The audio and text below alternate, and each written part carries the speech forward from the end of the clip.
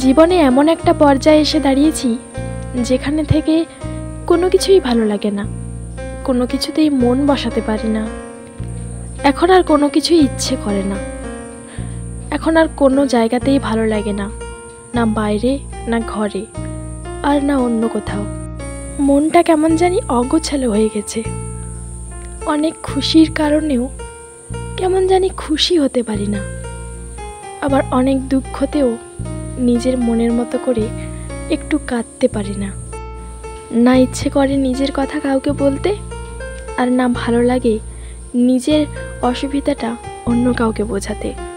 নিজের মধ্যেই নিজেকে সবসময় রাখতে ইচ্ছে করে। সো ফ্রেন্ড, আমি দিশা ছিলাম তোমাদের সাথে। ভিডিওটি কেমন লাগলো অবশ্যই কমেন্ট করে বলো। আমার চ্যানেলে যদি নতুন হয়ে থাকো তবে চ্যানেলটি অবশ্যই সাবস্ক্রাইব করো, আর আগে থেকে যারা সাবস্ক্রাইব করে রেখেছো তাদেরকে অনেক অনেক ধন্যবাদ। আজকের ভিডিওটা এই পর্যন্ত, দেখা হবে আবার নেক্সটে কোনো ভিডিওতে। ততক্ষণ তোমরা ভালো থেকো, সুস্থ থেকো, আর আমাকে এভাবে সাপোর্ট করতে থেকো।